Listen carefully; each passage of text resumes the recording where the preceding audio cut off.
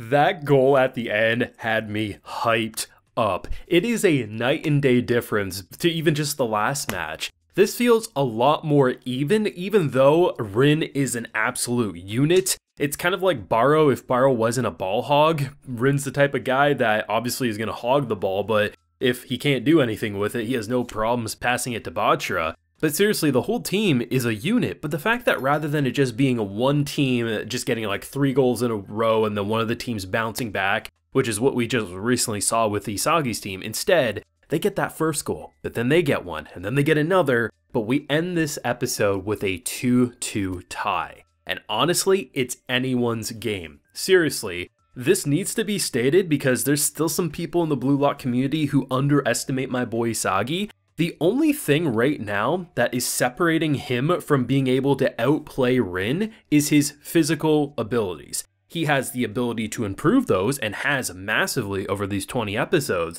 But in terms of strategy, in terms of his mind, he's literally identical to this unit. And if he can surpass his physical abilities, like if Isagi can be better than Rin physically and even surpass his mind capabilities, this dude's going to become an absolute unit in the future of this tournament, and I can't wait to see his growth evolve even more than it already has. Now, I do have a full live reaction to today's wonderful Blue Lock episode, so if you do want to see my full uncut hype, head on over there and consider supporting. Because seriously, this show I'm not ready to see it end, but I'm glad we still have another month of that Blue Lock greatness before us. And man, am I going to need a season 2. Everything about this, it feels so different because up until, now, it kind of feels more like a team, right? Even if you can outplay, say, Rin or you can outplay Bachra, it doesn't change the fact that the whole team now feels like a unit and there's cooperation. Just look at someone like Barrow and Isagi. Their formation is so hard to predict. If you look at it from the team's perspective, it looks like, oh, they're teaming up to do something together. No, they're literally linking up to devour one another. So by literally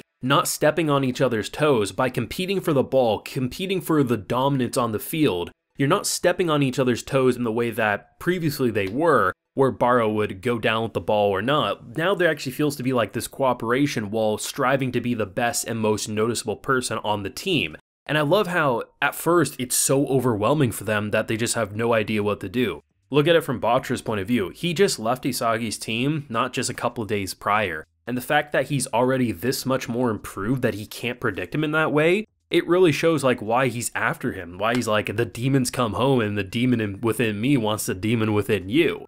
But I like how it's not a pushover. They have a powerhouse of a team. You may have a crybaby, you may have a glam fanatic, but at the end of the day, they're all very talented. I mean, to see a guy like Barrow not be able to budge someone who's like crying and freaking out over the smallest things, the physique on this dude is insane. The speed and the jumps on Glam, I mean, kind of speak for themselves. It was making Chigiri sweat a bit. You have Bachra, who is a unit and a very good support unit, but also can do things himself that can be next level, and Rin is just self-explanatory. This team is a unit in of itself. And when you have someone like Rin, who, what I love about the Blue Lock anime is how each character almost has their own visual details, whether it's like the graveyard aesthetic that we saw a couple episodes back, the puzzle aesthetic, there's all these different ways to kind of indicate what the characters are seeing, what the field's looking like to them, but most importantly, their own unique aura that kind of glows around them. Then you have Rin, who's literally a giant sphere that's just radiating, and he has infinite number of possibilities.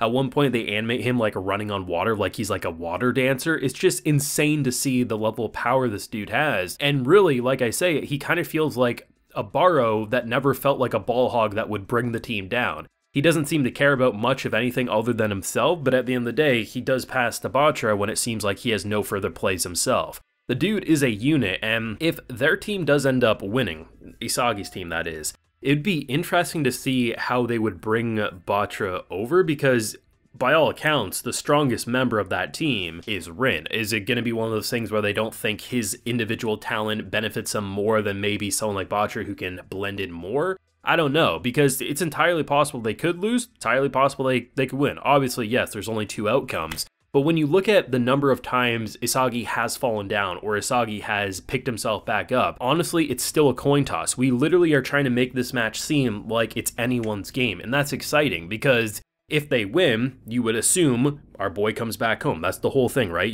We're trying to bring him back home. And that's amazing. Where do you go from there? What's the next opponent? What's the next hurdle? Do we go to a new selection? We don't know.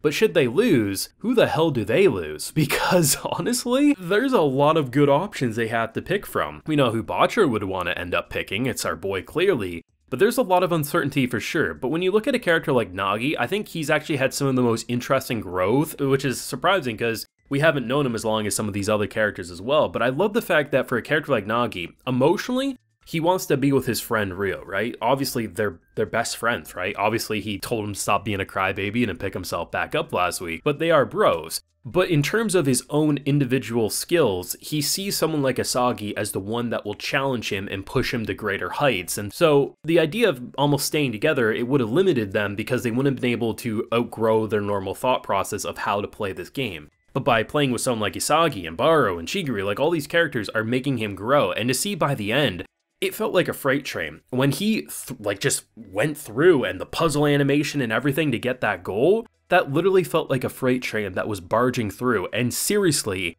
this is anyone's game. All four on each team, they have the skill to get a goal. And it doesn't feel like one's overpowering the other. They say, even when we think we've countered one, we have to remember that this is a team. And it's not like this is the beginning of this selection where some of the people got carried because of another person. No, they're all here because they're talented and they're all worth having on a team. The one funny thing about this episode, and I love it, don't get it wrong, but I do have to meme it. When that ball was like in the air like 5 minutes before this episode wraps up, it felt like the ball was in the air for like a good solid 5 minutes, but it really just goes to show how much thought goes behind each character's actions in a blink of an eye, right? And some of the moves, whether it was jumping to get something you thought was impossible, the fake outs, the linking to devour each other, the plays are so good and it still feels refreshing every single match that we don't see the same thing twice. Blue Lock is truly a next level hype series that isn't just a sports anime that gets you hyped because the animation's good or the matches are fun.